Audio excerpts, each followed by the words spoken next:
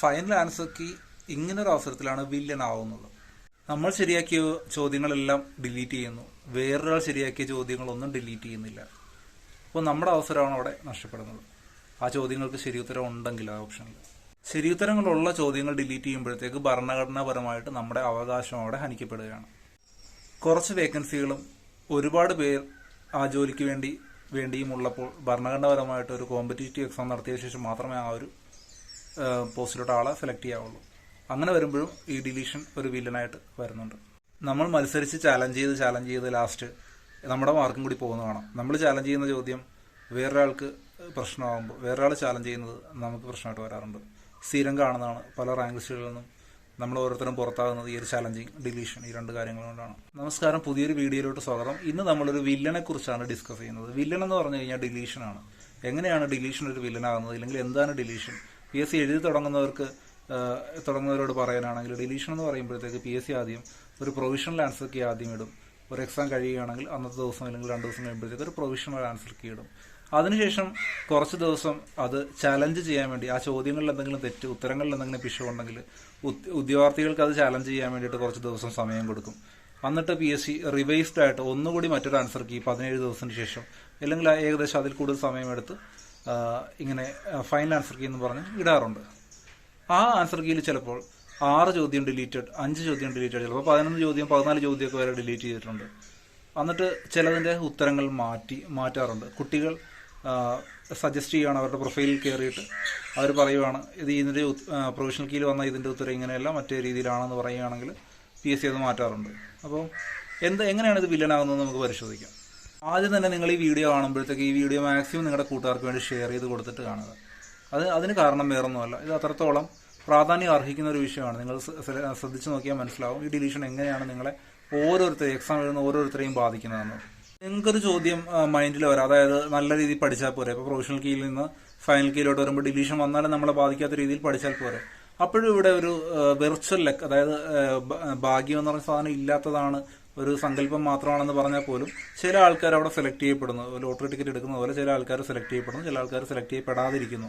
Final key വരുമ്പോഴത്തേക്ക് അങ്ങനെ സംഭവിക്കുന്നു. അപ്പോൾ എനിക്ക് തന്നെ പേഴ്സണലി ചില എക്സാംസിന് എനിക്ക് നല്ല രീതിക്ക് മാർക്ക് താന്നു പോയിട്ടുണ്ട് ഡിലീഷൻ കാരണം. ചിലതിന് മാർക്ക് കൂടിയും വന്നിട്ടുണ്ട്. അപ്പോഴും ഒരു കാര്യം അവിടെ നടക്കുന്നത് ഒരു ഭരണഘടനാപരമായിട്ടുള്ള കാര്യമല്ല നടക്കുന്നത്. കാര്യം ചില ചോദ്യങ്ങളല്ല, ഈ ഡിലീറ്റ് ചെയ്യുന്ന പല ചോദ്യങ്ങളും ഉത്തരമുള്ള ചോദ്യങ്ങളാണ് ഡിലീറ്റ് ചെയ്യുന്നത്. എല്ലാ ചോദ്യങ്ങളും അല്ല. ഒരു PSC ഇപ്പോൾ ഒരു എക്സാമിന് 10 ഡിലീറ്റ് ചെയ്താൽ അതിൽ 5 ഉത്തരമുള്ള ചോദ്യങ്ങളാണ്. ഇത് ശരിക്കും പറഞ്ഞു കഴിഞ്ഞാൽ ശരിയായിട്ടുള്ളൊരു നടപടിയല്ല.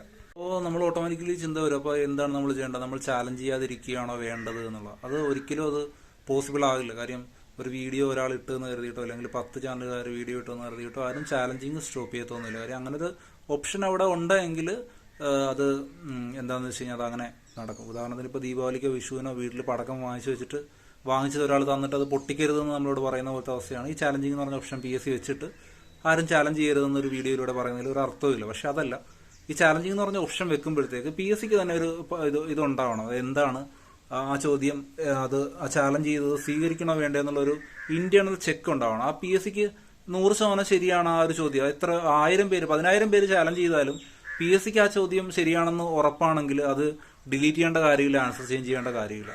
പക്ഷേ യൂണിവേഴ്സിറ്റി അസിസ്റ്റന്റ് മുതൽ ഇങ്ങോട്ട് ഉണ്ടായിരുന്ന ഡിലീഷനുകളെല്ലാം, എല്ലാ എക്സാമിനും ഉണ്ടായിരുന്ന ഡിലീഷനുകൾ, യൂണിവേഴ്സിറ്റി അസിസ്റ്റന്റ് ഒരുപാട് ചോദ്യങ്ങൾ ഡിലീറ്റ് ചെയ്തു. കറക്റ്റ് എണ്ണം ഞാൻ ഓർക്കുന്നില്ല, ഒരുപാട് ചോദ്യങ്ങൾ ഡിലീറ്റ് ചെയ്തു. അതേപോലെ ഓരോ കമ്പനി ബോർഡ് അസിസ്റ്റന്റ് ഉള്ള എക്സാംസിനെല്ലാം ഒരുപാട് ചോദ്യങ്ങൾ ഡിലീറ്റ് ചെയ്യുന്നുണ്ട്. റെഗുലർ എക്സാമിന് പൊതുവെ 10ഉം 15ഉം ചോദ്യങ്ങളൊക്കെ ഡിലീറ്റ് ചെയ്ത എക്സാംസ് ഒക്കെ വരുന്നുണ്ട്.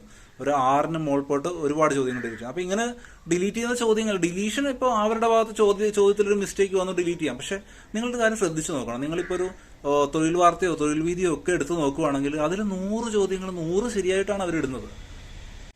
ഇത്രയും 100 ചോദ്യങ്ങൾ അവർ ആഴ്ചകളോളം ശരിയായിട്ട് അവരിടുന്നു തൊഴിൽ വാർത്തയിലും തൊഴിൽ വീതിയിലും. വല്ലപ്പോഴും കൂടി ഒരു മാസം 2 മാസം കൂടുമ്പോൾ മാത്രം ഒരു ചോദ്യത്തിൽ മിസ്റ്റേക്ക് തൊഴിൽ വാർത്തയിലും തൊഴിൽ വീതിയിലും വരുന്നത്. അതേപോലത്തെ ഒരു ചോദ്യപേപ്പർ തയ്യാറാക്കുകയാണെങ്കിൽ യാതൊരു വിധത്തിലും ഡിലീഷന്റെ ആവശ്യമില്ല. അതിൽ പോലും നമ്മൾ PSC എക്സാമിന് കിട്ടുന്നത്ര മാർക്ക് പോലും നമുക്ക് തൊഴിൽ വാർത്ത തൊഴിൽ വീതി മോക്ക് ടെസ്റ്റിൽ കിട്ടുന്നില്ല. എന്നിട്ടും ഒരു എററും ഇല്ലാതെ ചോദ്യപേപ്പർ തയ്യാറാക്കണം. അപ്പൊ ശരിക്കും പറഞ്ഞു കഴിഞ്ഞാൽ ചോദ്യപേപ്പർ തയ്യാറാക്കാൻ പ്രയാസമുള്ളത് കൊണ്ടല്ല PSC ഡിലീറ്റ് ചെയ്യുന്നത്, ഇല്ലെങ്കിൽ ഫൈനൽ കീയിൽ ഒരുപാട് ചേഞ്ചുകൾ വരുന്നത്. പിന്നെ എന്താണ് ഇതിന് കാരണം? പിന്നെ എന്തുകൊണ്ടാണ് ഇവർ ഡിലീറ്റ് ചെയ്യുന്നത്? അപ്പൊ ഡിലീഷൻ എന്ന് പറഞ്ഞൊരു ഒരു സാധനം അവിടെ വെക്കുന്നത് തന്നെയാണ് ഇതിന്റെ പ്രശ്നം എന്നുള്ളതാണ്. ഒരു ചോദ്യം PSC തയ്യാറാക്കാൻ തുടങ്ങിക്കഴിഞ്ഞാൽ അതിന്റെ ഉത്തരം തീരുമാനിക്കാനും PSCക്ക് തന്നെ സാധിക്കണം. നമ്മൾ ഉദ്യോഗാർത്ഥികൾ ഉത്തരം സെലക്ട് ചെയ്ത് കൊടുക്കുന്നത് കൊണ്ട് പ്രശ്നമൊന്നും ഇല്ല. പക്ഷേ അത് ഡിലീറ്റ് ചെയ്ത് നമ്മുടെ മാർക്കുകൾ തന്നെ കുറച്ച് വരുമ്പോഴത്തേക്ക് ഒരുപാട് പേർക്ക് മനസ്സിലാവും. ഈ റാങ്ക് ലിസ്റ്റിൽ വന്ന ആൾക്കാർക്ക് മനസ്സിലാവും, തുടക്കക്കാർക്ക് ചിലപ്പോൾ മനസ്സിലാകണമെന്നില്ല. പക്ഷേ റാങ്ക് ലിസ്റ്റുകളിലോട്ട് എത്തുന്നൊരവസ്ഥയിൽ LGSന്റെ ഒക്കെ 2 മാർക്കിനും 1 മാർക്കിനും ഒക്കെ പോയൊരവസ്ഥയിൽ റാങ്ക് ലിസ്റ്റിൽ നിന്ന് പുറത്തായ മെസ്സേജ് പ്രൊഫൈൽ മെസ്സേജ് വരാത്ത അവസ്ഥയിൽ, ഡിലീഷൻ കാരണം പ്രൊഫൈൽ മെസ്സേജ് വരാത്ത ഒരുപാട് പേരുണ്ടാവും. എനിക്ക് തന്നെ നേരത്തെ അനുഭവങ്ങളുണ്ട്. അപ്പോൾ അങ്ങനെ വന്നിട്ടുള്ളവർക്ക് ഇത് ഭയങ്കര ഒരു വില്ലനാണ്. ഈ ഫൈനൽ ആൻസർ കീ എന്ന് പറഞ്ഞ ഒരു വില്ലൻ തന്നെയാണ്. അപ്പോൾ അത് PSC ഒന്ന് റീചെക്ക് ചെയ്യേണ്ട ഒരു അവസ്ഥയിലോട്ടാണ് കാര്യങ്ങൾ പോകുന്നത്.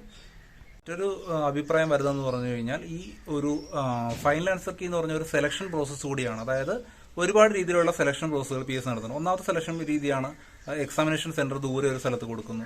അതേപോലെ മറ്റൊരു സെലക്ഷൻ പ്രോസസ്സ് എന്ന് പറഞ്ഞു കഴിഞ്ഞാൽ നിങ്ങൾ ഷോർട്ട് ലിസ്റ്റ് നടത്തും, പ്രൊവിഷണൽ കീ ചെയ്തിട്ട് ഫൈനൽ കീ ഇടുന്ന ഒരു സെലക്ഷൻ പ്രോസസ് ആണെന്ന് പറയപ്പെടുന്നു. ഫൈനൽ കീയിൽ കുറെ ഡിലീഷൻ വരുമ്പോഴത്തേക്കും അവിടെയും കുറെ പേര് ഔട്ടാവുന്നു എന്നുള്ള രീതിയിൽ പറയുന്നു. അതേപോലെ തന്നെ പ്രിലിമിനറി എക്സാം, ഫൈനൽ എക്സാം എന്ന് പറയുമ്പോഴത്തേക്കും കുറെ സെലക്ഷൻ നടക്കുന്നുണ്ട്. പക്ഷെ എങ്കിലും ഇതൊരു അൺഫെയർ സെലക്ഷൻ ആണ്. ഈ ഒരു ഫൈനൽ ആൻസർ കീ വെച്ചിട്ട് അതിനകത്ത് കുറെ തെറ്റുത്തരങ്ങൾ ഉൾക്കൊള്ളിക്കുക അല്ലെങ്കിൽ ശരിയുത്തരങ്ങൾ മായ്ച്ചു കളയുന്ന ഒരു രീതിയാണ് ഈ ഫൈനൽ ആൻസർ കീ എന്ന് പറഞ്ഞ രീതി വെച്ച് PSC ചെയ്യുന്നത്. അതൊന്ന് റീതിങ്ക് ചെയ്യേണ്ട കാര്യമാണ് എന്നുള്ള രീതിയിൽ നമ്മുടെ ഭാഗത്തുനിന്ന് ഒരു അഭിപ്രായം വരേണ്ട സാഹചര്യം ഉണ്ടെന്നാണ് എനിക്ക് തോന്നുന്നത്. അപ്പോൾ അത് നിങ്ങൾ തന്നെ ഒന്ന് നിങ്ങളുടെ അഭിപ്രായങ്ങളൊന്ന് കമന്റ് ചെയ്യുക. ഇത് നിങ്ങൾ യോജിക്കുന്നുണ്ടോ? ഫൈനൽ ആൻസർ കീ നിങ്ങൾക്ക് വില്ലനായി വന്നിട്ടുണ്ടോ? ഏതെങ്കിലും ഒരു എക്സാമിന് LGSനോ LDCക്കോ ഒക്കെ നിങ്ങൾക്ക് വില്ലനായി വന്നിട്ടുണ്ടോ എന്നുള്ളത് നിങ്ങൾ കമന്റ് ചെയ്യുക. എനിക്ക് പേഴ്സണലി വില്ലനായിട്ട് ഒരുപാട് തവണ വന്നിട്ടുണ്ട്. നിങ്ങൾ കമന്റ് ചെയ്യുക. അപ്പോൾ ഇത്ര മാത്രമേ ഇന്നത്തെ വീഡിയോയിൽ പറയാനുള്ളൂ. അപ്പോൾ ഇതിനെക്കുറിച്ചുള്ള അഭിപ്രായങ്ങളും മറ്റുമെല്ലാം നിങ്ങൾക്ക് കമന്റ് ചെയ്യാം. അതിനെക്കുറിച്ച് നമ്മളെ കൊണ്ട് എന്താ ചെയ്യാൻ പറ്റുന്നത്? അപ്പോൾ നമ്മളെ കൊണ്ട് പഠിക്കുക എന്നുള്ളത് മാത്രമാണോ, അതോ നമ്മളൊരു നിവേദനം കൊടുക്കുക അങ്ങനെ വല്ലതും നമുക്ക് ചെയ്യാനുണ്ടോ? PSC ചെയർമാന് നിവേദനം കൊടുക്കണോ? ഈ ഒരു രീതി മാറ്റേണ്ടിയിട്ട് അല്ലെങ്കിൽ എന്തെങ്കിലും ചെയ്യാനുണ്ടോ എന്നുള്ളതും കൂടി നിങ്ങളൊന്ന് കമന്റ് ചെയ്യുക. എത്ര മാത്രമേ എന്ത് വീഡിയോയിൽ പറയാനുള്ളൂ. കൂടുതൽ ഇതുപോലുള്ള വീഡിയോയ്ക്കായിട്ട് ചാനൽ സബ്സ്ക്രൈബ് ചെയ്യുക. വീഡിയോ കൂട്ടുകാർക്ക് ഷെയർ ചെയ്ത് കൊടുക്കുക. നിർബന്ധമായിട്ട് ഷെയർ ചെയ്ത് കൊടുക്കുക. അത് ഇമ്പോർട്ടൻ്റ് ആയിട്ടുള്ളൊരു മാറ്ററാണ്. അതേപോലെ നിങ്ങൾക്ക് വീഡിയോ ഇഷ്ടപ്പെടണം ലൈക്ക് ചെയ്യുക അല്ലെങ്കിൽ ഡിസ്ലൈക്ക് ചെയ്യുക. എത്ര മാത്രമേ പറയാനുള്ളൂ. അടുത്ത വീഡിയോ കാണുമ്പോൾ ബൈ.